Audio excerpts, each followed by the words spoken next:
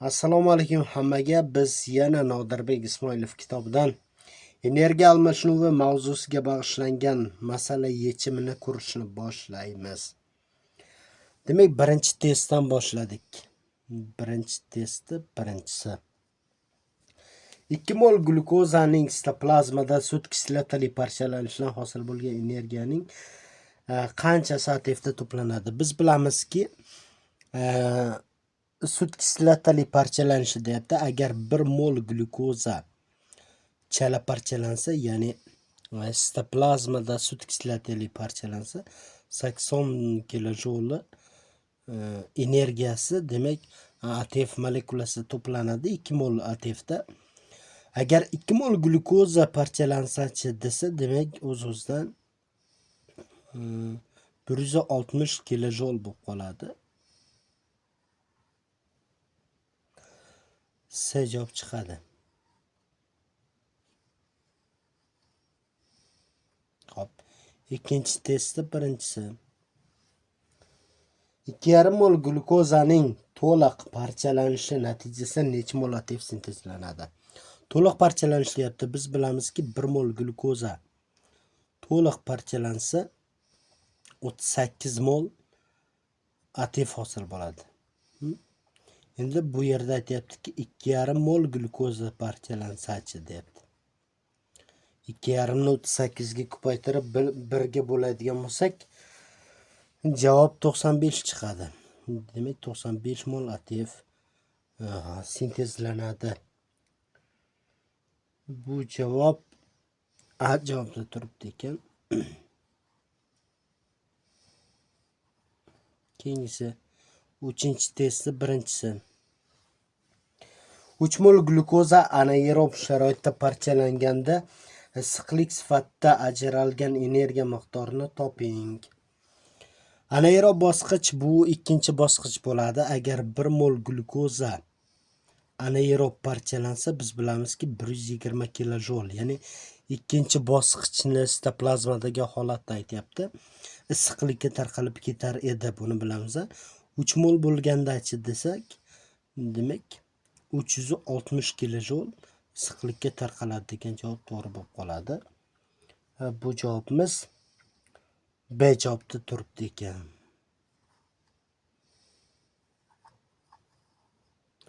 To'rtinchi testi birinchisi. 2 mol glyukozadan aerob bosqichda hosil bo'lgan energiya miqdorini toping. Xo'p, aerob bosqichni o'zi aytyapti. Agar 1 mol glyukoza parchalansa, aerob bosqichida 2600 kilojoul energiya ajralardi. Aerob bosqichni o'zi 3-bosqichni aytyapti. 2 molidanchi desak 5200 degan javob kelib chiqadi. Umumiy ajraladigan energiya aytilyapti bunda. Bu javob B javobda turibdi ekan. 5-testi birinchisi. Hujayrada 1080 gram glyukozaning anaerob sharoitda parchalanishidan hosil bo'lgan energiyaning qancha miqdori issiqlik sifatida tarqalib ketadi? Anaerob sharoit deyapti. Demak, kislorod ishtirok etmagan sharoit bu glyukoza chala parchalangan yoki sitoplazmadagi holati bo'ladi. Birinchi keling glyukozani molini chiqarib olamiz. Ya'ni molini chiqarish uchun 180 gram glyukozani massasiga bo'lib olsak, 6 mol glyukoza kelib chiqadi. Ya'ni 1 mol glyukozani massasi 180 gram bo'lsa, demak, berilgan massani shunga bo'ladigan bo'lsak, 6 mol glyukoza bo'ladi. Biz bilamizki, 1 molidan issiqlik sifatida 120 kilojoul chiqadigan bo'lsa, 6 molidan x bo'ladi va 720 degan javob kelib chiqadi. Bu javob A javobda turibdi ekan.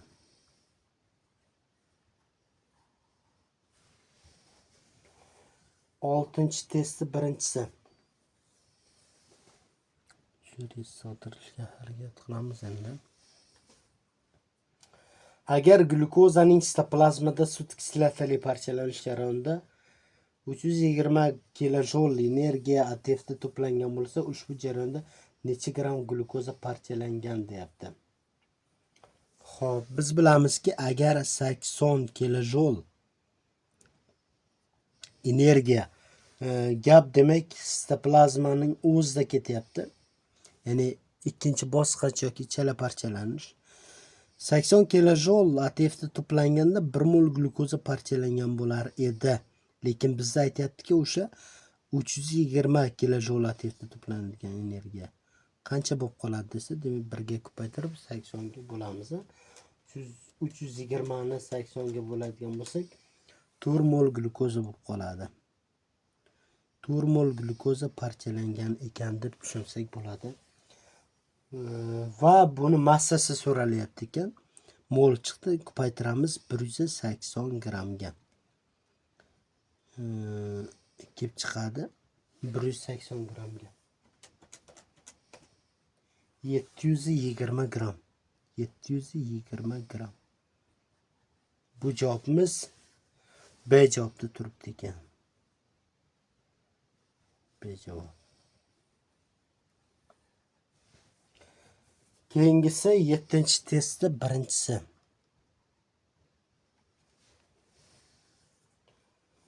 Ikki yarim mol glyukozaning to'liq parchalanishi natijasida parchalanishning aerob va anaerob bosqichida sintezlangan ATF miqdorini hisoblang. 2,5. Xo'p, 1 mol glyukoza parchalansa, birinchi aerob deyapti. 36 mol glyukoza bo'lib qoladi, ATF bo'lib qoladi. Va anaerob bosqichida 2 mol bo'lib qoladi. ATF. Bizda mana shu molekulalarning soni 2,5 mol deyapti. Demak, X va Y desak bo'ladi. X'imiz 90 mol kelib chiqadi. Ya'ni 2,5 ni 36 ga ko'paytirsak, 1 ga bo'ladigan bo'lsak 90 mol. Va 2,5 ni 2 ga ko'paytirib 1 ga bo'ladigan bo'lsak 5 mol kelib chiqadi. Bu javobimiz A javobda turibdi ekan.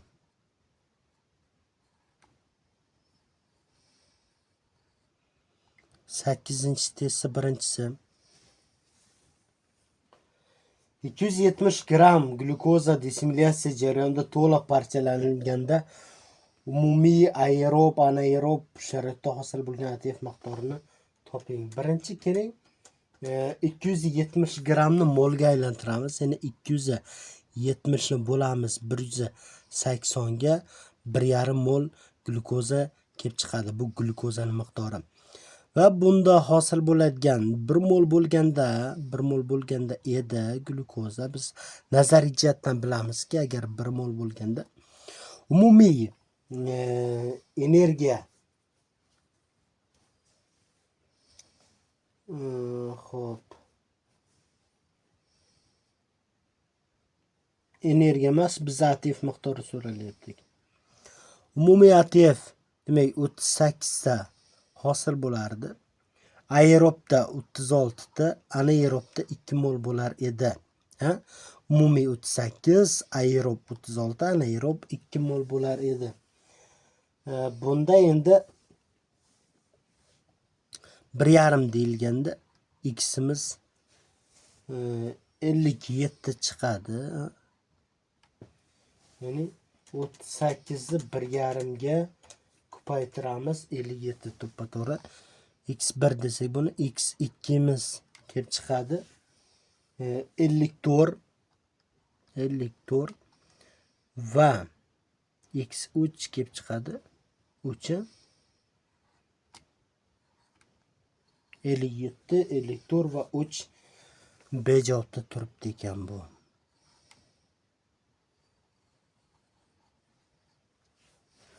9-testda birinchisi.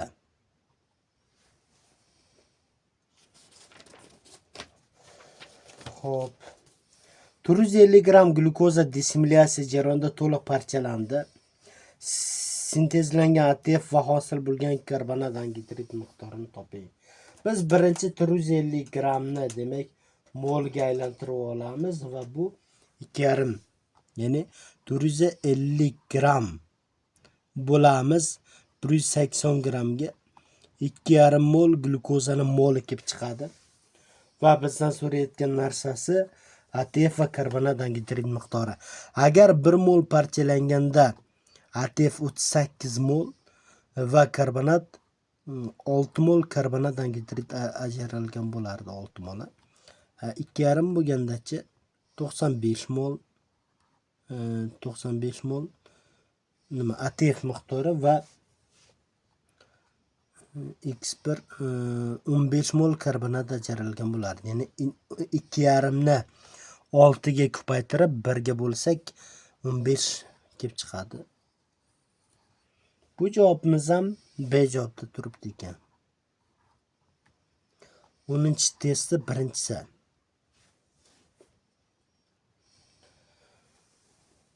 Uchinchi bosqichda 1160 kilojoule issiqlik energiyasi hosil bo'lgan bo'lsa, ikkinchi bosqichda ATFda to'plangan energiya miqdorini toping.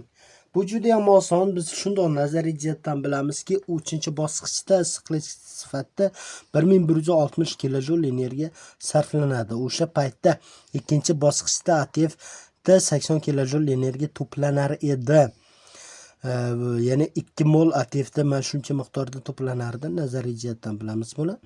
Va yana xuddi shu miqdor berilganligi uchun proporsiyamiz yana bir xil bo'lib qoladi va 80 kilojoule degan javob to'g'ri bo'lib qoladi. Bu javobimiz B javobda turibdi ekan. 11-testda birinchisi.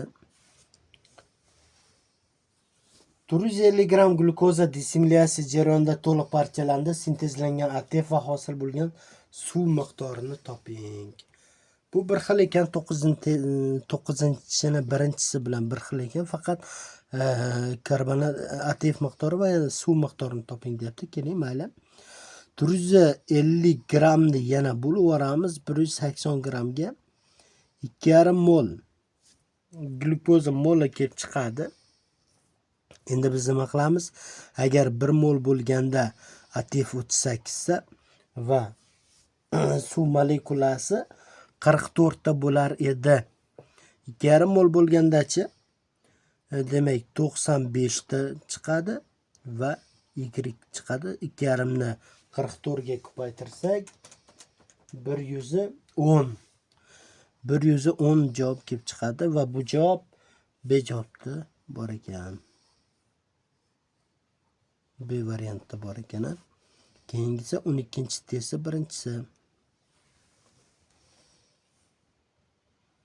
Hujayrada 12 mol sut kislotaning aerob parchalanishidan hosil bo'lgan energiyaning qancha miqdori ATF ko'rinishida to'planadi?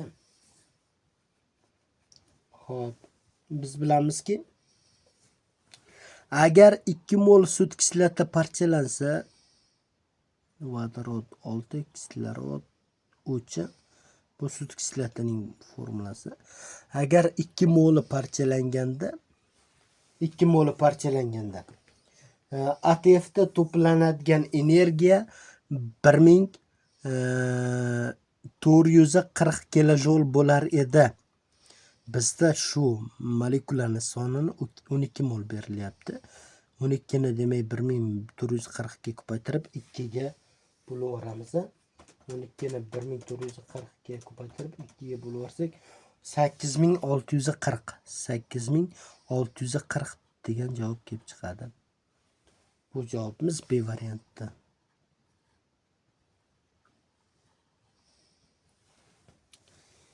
Keyingisi 13-testda birinchisi.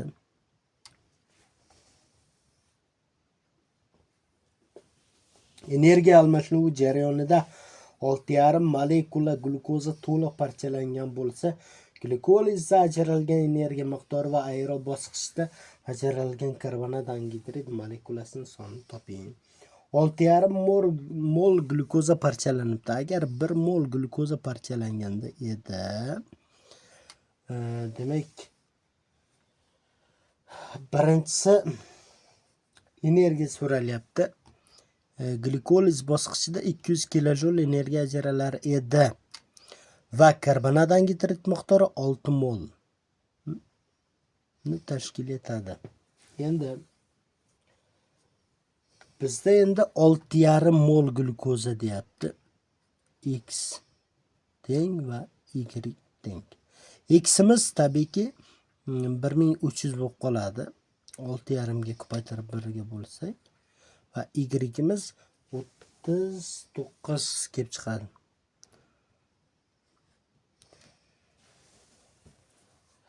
Bejavob.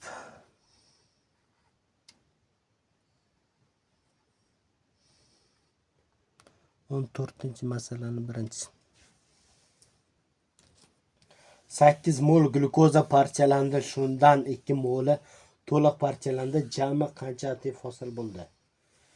Xo'p, juda ham oson. Umumiy 8 mol glukoza parchalanibdi, parchalanibdi. Demak, qanchadir qismi chala parchalangan va qanchadir qismi to'liq parchalangan. Chala parchalangan glukoza 6 mol desak bo'ladi, chunki to'liq parchalangani 2 mol ekan. O'zi aytyapti masalada. Demak, o'z-o'zidan 6 moli chala parchalangan va umumiy hosil bo'lgan ATF soni so'ralyapti. Agar 1 mol glukoza chala parchalansa, 1 mol glukoza chala parchalansa, biz bilamizki 2 ta ATF hosil bo'lar edi. Bizda chala parchalangan glukoza 6 mol va 12 soni kelib chiqadi. 12 ta ATF hosil bo'lgan. Endi to'liqda topamiz. 1 mol glukoza to'liq parchalansa 38 ATF hosil bo'lar edi. Lekin bizda necha mol? 2 mol bo'lganda-chi 76 mol ATF hosil bo'ladi. Va ikkalasini qo'shadigan bo'lsak 88 mol degan javob kelib chiqadi. Va bu javobimiz testimizda C javobda turibdi ekan. 15-testi birinchisi. 360 gram glukozaning yarmi to'liq qolgan, yarmi to'liq parchalandi. Bunda hosil bo'lgan ATF va karbonat angidrid miqdorini aniqlang deyapti. 360 gram glukoza, 360 gram birinchi nima qilamiz? Molini topib olamiz, glukozani. 360 gramni bo'lamiz 180 ga. 2 mol kelib chiqadi. Mana shu 2 molni yarmi to'liq parchalangan, yarmi chala parchalangan deyapti. Ya'ni 1 mol chala parchalangan, 1 mol to'liq parchalangan. Endi aytayaptiki, hosil bo'lgan ATF bilan karbonat angidridni miqdorini toping. Birinchi ATF miqdori chalada 1 mol parchalansa 2 ta ATF hosil bo'ladi. Buni bilamiz.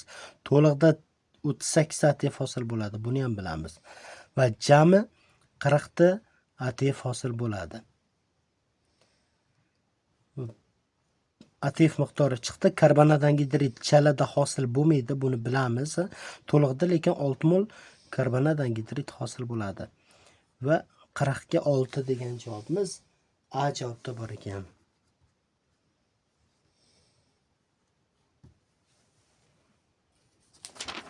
Xo'p. 16-chi testimizni ham ko'ramiz.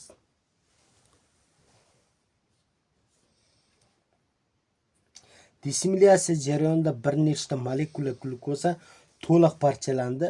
Bu jarayonda 95 molekula ADF sarflandi. Necha molekula karbonat angidrid hosil bo'lishini aniqlang. Bu juda ham oson. Qarang. Bizda ADF miqdorimi, ATF miqdori beriladimi? Farqi yo'q, soni teng. Sababi 1 mol ADF ga 1 mol fosfat kislota qo'shilsa 1 mol ATF hosil bo'ladi dedik-ku. Ya'ni ADF miqdorini ATF miqdori bilan olib ketsak ham bizda hech qanaqa xatolik chiqmaydi. Qarang. Yo shunchaki ishlasak ham bo'ladi. Agar 38 mol to'liq parchalangan deyapti. ADF sarflanganda edi, ya'ni ATF hosil bo'lganda edi. Karbonat angidridning miqdori 6 mol bo'lar edi. Buni bilamiz. ya'ni 6 mol karbonat angidrid hosil bo'lar edi. Lekin bizda 95 mol ADF deyapti. Agar buni ko'paytirib bo'ladigan bo'lsak, 15 mol karbonat angidrid bo'lib qoladi.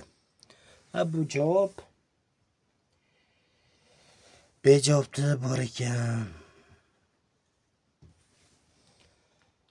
Ana endi do'stlar, doskamizni bir marta tozalab olamiz va masalani davom etamiz yana. Demak, 16-masalagacha ko'rdik. Agar sizda qandaydir kamchilik, xatoliklar bo'lsa, albatta videoni pauza qilib va qayta ko'rib o'rganib oling. Lekin agar bizda xatolik bo'layotgan bo'lsa, uzr so'raymiz xatolik, kamchilik uchun. Va biz ham to'g'rilashga albatta harakat qilamiz xatoyimizni. Keyingi testimiz 17-testi, birinchisi. Glyukozaning to'liqsiz va to'liq parchalanishidan 8800 kilojul energiya va 118 mol ATF hosil bo'ldi. Necha foiz glyukoza to'liq parchalangan? Albatta bu masalan, bunaqa masalalarni ishlashda biz XY tenglamasidan foydalanamiz. Qarang, bizda jami energiya bor. Jami energiya 8800 jami ajraladigan energiya va jami ATF bor 118. Qarang. Bu yerda glyukoza to'liq va to'liqsiz parchalangan, ya'ni glu parchalangan, chala va to'liq parchalangan. Keling biz chala parchalangan glyukozani bilmaymiz-da, X olamiz. To'liqni ham bilmaymiz, Y olamiz. Endi mana ularga tenglama qilamiz. Masalan, qarang. Demak, birinchi ma'lumotimiz ATF ga nisbatan bo'lsa, 1 mol glyukoza chala parchalansa, biz bilamizki, nechta ATF hosil bo'ladi? 2 ta ATF hosil bo'ladi. To'liq parchalansa 38 ta ATF hosil bo'lishini ham bilamiz. 1 mol glyukoza chala parchalansa 200 kilojul energiya ajralishini bilamiz va bunda 2800 kilojul energiya ajralar edi. 1 molga nisbatan bo'lar albatta. Nazariy ma'lumot. Endi biz bunga tenglama qiladigan bo'lsak nima qilamiz? Demak, birinchi ATF ga 2x plus bo'ladi. Ikkalasini yig'indisi 118. 38 y teng 118 ga. Keyingi tenglamamiz, demak, jami energiyaga 200 x plus 2800 y teng 8800 ga. Xo'p, endi bu tenglamani ishlash uchun demak, pastdagilarni ham ko'paytirib chiqamiz. Bu bilan bir xil chiqsin. Masalan, keling yo tepadagilarni, misol uchun tepadagilarni 100 ga ko'paytirsak bo'ladi. 200x keyin bunisiga ko'paytiramiz, keyin bunisiga ko'paytiramiz. Plus 3800 y teng 11800. Mana bir xil bo'lganligi uchun bular ketadi. Bu qator ham kerak emas. Endi bizga 1000 y teng, bundan ayiradigan bo'lsak 3000 bo'lib qoladi. Y teng 3. Ya'ni bunga bo'lsa 3. Demak, bundan kelib chiqadiki, to'liq parchalangan glyukoza miqdori 3 mol ekan. Chala parchalangani o'z-o'zidan nechta bo'lib qoladi? Ya'ni x ni topadigan bo'lsak, nima qilamiz? Y ni joyiga qo'yamiz. 38 ni 3 ga ko'paytirib 118 dan ayirib 2 ga bo'lib yuborsak x kelib chiqadi. Yana qaytaramiz. 38 ni nechga ko'paytiramiz? 3 ga. 38 ni 3 ga ko'paytirsak 114. 114 ni 118 dan ayiramiz. 118 dan ayirsak 4. 4 ni 2 ga bo'lib yuborsak ximiz 2 kelib chiqdi. Jami parchalangan glyukoza 5 mol ekan. Demak, shundan mana jami parchalangan glyukoza 2 mol chala parchalangan, 3 mol to'liq parchalangan. Endi nima qilamiz? Bizda aytayaptiki, to'liq parchalangan glyukoza necha foiz deyapti. O'sha 5 mol 100%, to'liq parchalangani 3 mol 3 moli x deydigan bo'lsak, demak 3 molni 100 ga ko'paytiramizda, bo'lamiz 5 ga, 60% bo'lib qoladi.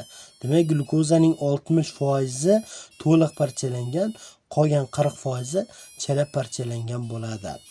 Shu x y tenglamasini ishlash qiyinchilik tug'diradigan bo'lsa, oldingi darslarimizda ham tushuntirib berganmiz buni, yoki mana bu holatda ko'rib o'rgansangiz ham bo'ladi. Biz 100 ga ko'paytirishimizning maqsadi yo x yo y ni yo'qotish kerak. Ikkita noma'lum turibdi. Bittasini yo'qotadigan bo'lsa, keyin javob chiqadi. Mana shu tenglamani albatta o'rganib oling. Agar bu tenglamani ishlay olmaydigan bo'lsangiz yoki bunaqa tenglama tuzilishni bilmaydigan bo'lsangiz, juda ham katta qiyinchiliklarga duch kelasiz va albatta masala ishlashingizda juda katta muammo bo'lib qoladi. Xo'p, davom etamiz. 18-testda birinchisiga o'tamiz endi. 18-testda birinchisi. Noma'lum massali glyukozaning to'liqsiz va to'liq parchalanishidan shuncha 4080 kilojul issiqlik energiyasi va 118 mol ATF hosil bo'lgan va glyukozaning necha foizi chala parchalangan. Bu ham xuddi shunaqa, faqat endi issiqlik energiyasiga, demak glyukoza chala parchalangan va to'liq parchalangan. Umumiy birinchi ATF molekulasini deydigan bo'lsak, masalan bunda ikkita ATF bo'ladigan bo'lsa, chala parchalanganni x oling, to'liqni y olingda 2x ko'paytiramiz x ga. Plus bunda nechlaydi?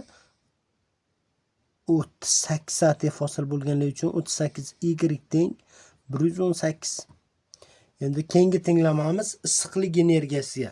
Bunda chala parchalangan glyukozada 120 kilojul issiqlik energiyasi hosil bo'lganligi uchun 120x plus bunda 1280 kilojul issiqlik energiyasi hosil bo'lganligi uchun y ga ko'paytirganmiz va 4080 javobi kelib chiqdi. Variant berilgan ekan. Issiqlik energiyasi va yana 120 ni 2 ga bo'lsak 60 kelib chiqadi. Endi hammasini 60 ga ko'paytirib chiqamiz. Uchalasini ham 120x plus 38 ni 60 ga ko'paytiradigan bo'lsak 2280 kilojul kelib chiqadi. Y holatda endi 118 ni 60 ga ko'paytiradigan bo'lsak 7080 kelib chiqadi. Bu ketdi, tepa ham ketdi. Bundan buni ayiradigan bo'lsak, teskari ayiramiz albatta. Minusda chiqadi albatta. Demak 1000 y minus deydigan bo'lsak ham, bundan ham minusda chiqadi 3000. Minus 3000. Y 3. Xo'p, to'liq parchalangan glyukozamiz 3 mol. X topish uchun nima qilamiz? 38 ni 3 ga ko'paytiramiz 114, 118 dan ayiramiz 4, 2 ga bo'lamiz 2. Demak, chala parchalangan glyukoza 2 mol. Jami parchalangan glyukoza 5 mol ekan. O'sha 5 mol 100%. Bizda chala parchalangan toping deyapti. Ya'ni 2 moli x deydigan bo'lsak, 2 ni 100 ga ko'paytirib 5 ga bo'ladigan bo'lsak, 40% kelib chiqadi. Bu javob D javobda bor ekan.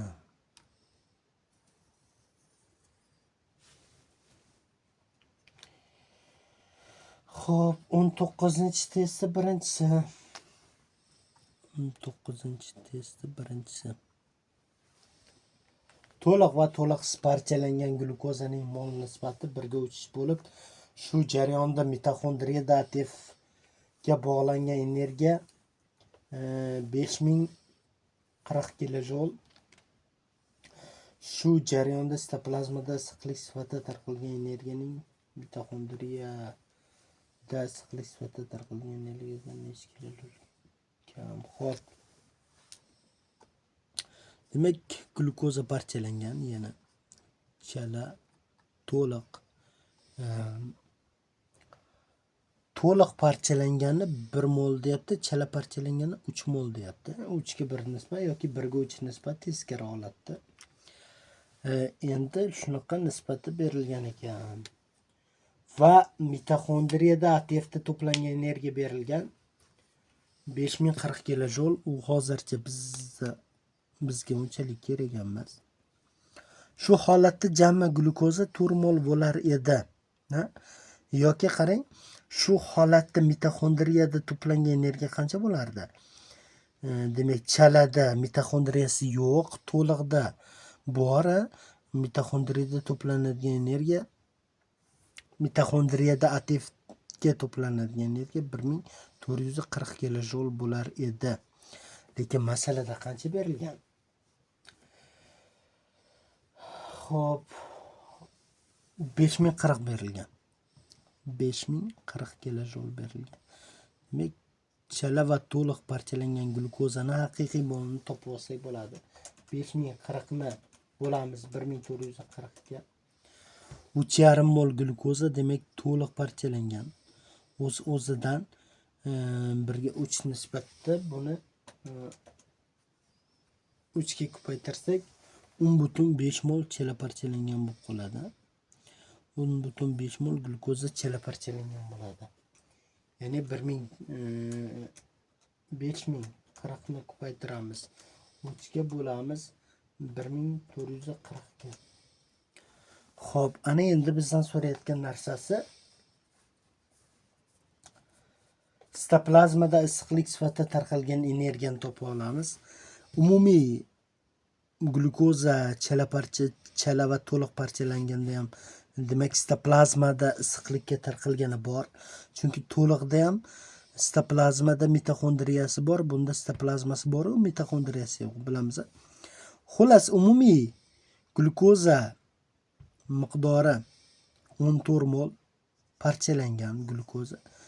Sitoplazmada issiqlikka tarqalganini topish uchun 14 mol bunda ham bor sitoplazma, bunda ham bor. Shuning uchun shu raqamni 14 ga ko'paytirsam, 120 ga ko'paytirsam menimcha to'g'ri bo'ladi, xato bo'lmaydi. 14 ni ko'paytiraman 120 ga. 1680 kilojul sitoplazmada issiqlikka tarqalgan energiya bu. Va mitoxondriyada issiqlik sifatida tarqalgan energiyadan necha kilojulga kam? Demak, mitoxondriyada ATFda to'planganini topib olamiz. 3,5 mol glyukoza to'liq parchalangan bo'lsa, demak 3,5 ni ko'paytiramiz 1000, mitoxondriyada 1440 ga. 3,5 ni ko'paytiramiz 1440 ga. 5040 kelib chiqadi yana. Mana hali yozib oldik.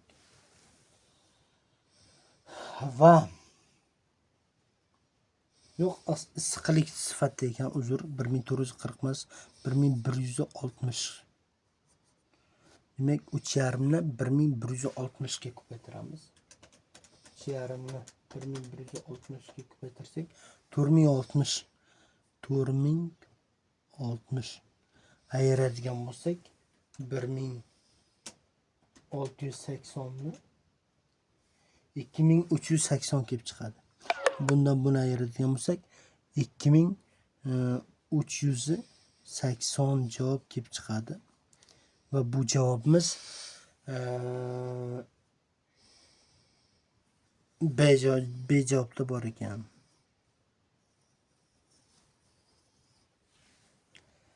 Keyingisi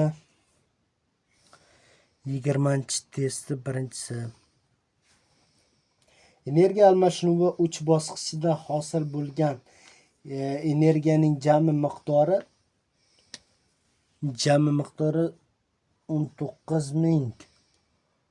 656 kilojoule va jami hosil bo'lgan ATF miqdori 266 mol ATF va energiya almashinuvining aerob bosqichlarida ajralgan energiya miqdorini toping. Xo'p. Hozirgi masalamizda shundoq, mana uni o'zidan ishlasa ham bo'ladi. Ya'ni bilamizki, agar 38 mol ATF bo'lganda edi, demak bularni ishlatmagan holda ham chiqarsa bo'ladi javobni. 38 mol jami energiya ATF hosil bo'lganda edi, anaerob va aerob bosqichda ajralgan energiya. Anaerobda albatta 200 kilojoule va aerobda 2600 kilojoule energiya ajralgan bo'lar edi. Bizda ATF soni 266 ta bo'ladigan bo'lsa, demak o'z-o'zidan 266 ni ko'paytiramiz, 200 ga bo'lamiz 38 ga, 1400 javob kelib chiqadi. Endi y deb buni topadigan bo'lsak, 18200 javobi kelib chiqsa kerak. Demak ko'ramiz. 266 ni ko'paytiramiz 2600 ga bo'lamiz 38 ga. 8200 degan javob kelib chiqdi. Bu javobimiz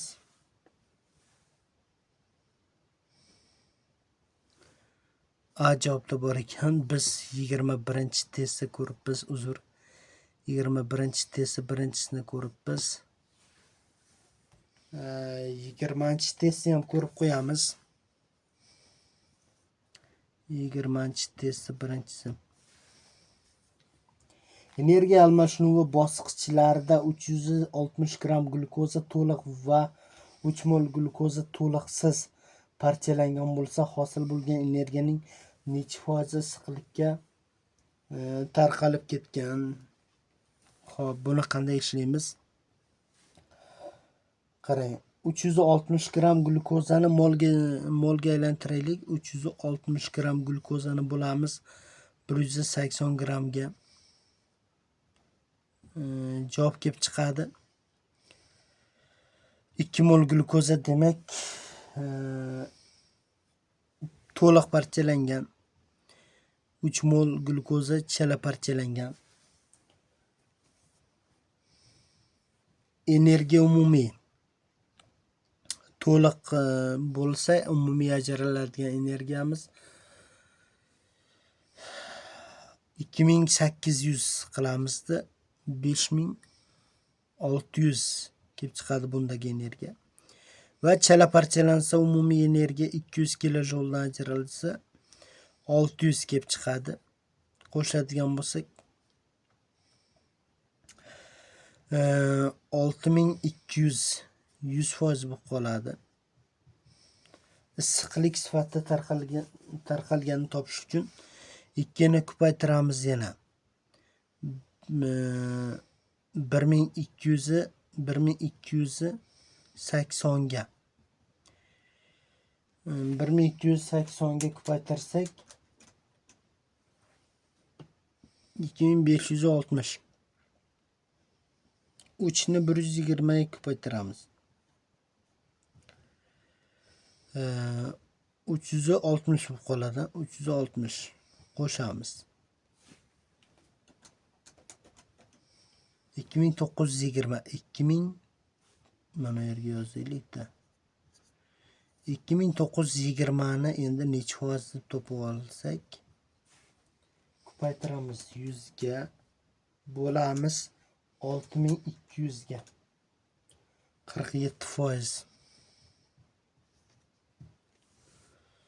Bu javobimiz B javobda bor ekan. 20-testda javobi B javob ekan. 21 ni javobi esa A javob ekan.